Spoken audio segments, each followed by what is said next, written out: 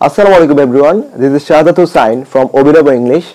So today we are going to learn the difference between I have been and I have gone.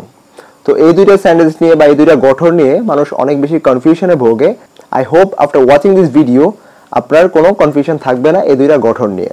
তো শুরু করছি I have been দিয়ে। I have been মানে হচ্ছে আপনি কোনো জায়গায় হয়ে এসেছেন বোঝাচ্ছেন। তার মানে আমরা এরকম বলি না যে আমি একবার ঢাকা হয়ে এসেছি বা আমি একবার ঢাকা গিয়েছি।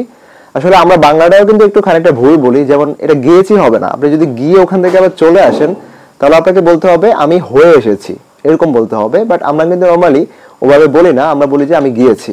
তো আমরা যেটা বলি জাতিগতভাবে সেটাও আপনি ভুল হলেও সেটাকে আমরা সঠিক ধরতে হবে, বাট এটার একদম হুবহু অর্থ হবে যে I have been to Dhaka once, আমি একবার ঢাকা হয়ে এসেছি। যদি আমরা হুবহু বাংলায় চিন্তা করি, আমি যদি বলি যে আমি দুইবার কক্সবাজার হয়ে এসেছি, তার মানে আমি কক্সবাজার গিয়েছি প্রথমবার, আবার ফিরে এসেছি, আবার গিয়েছি, আবার ফিরে এসেছি। এই ধরনের কথাগুলোকে আমরা বাংলায়ও এভাবে বলা উচিত যে আমি দুইবার কক্সবাজার হয়ে এসেছি। ইংলিশে যেটা হবে I have been two Cox's Bazar twice বা টু টাইমস, আমরা এভাবে বলতে পারি।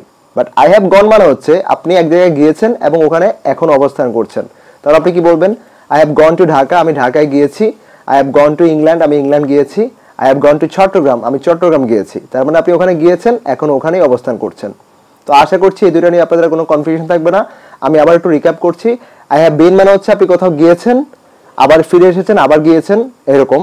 আর আই হ্যাভ গন মানে হচ্ছে আপনি কোথাও গিয়েছেন এবং সেখানে অবস্থান করছেন। তো আশা করছি আজকের ভিডিওটি দেখার পর আপনাদের আর কোনো কনফিউশন থাকবে না এই দুটো গঠন নিয়ে। So that was it for today. Hope you learn something new from this video. I will see you in the next tutorial. Bye for now.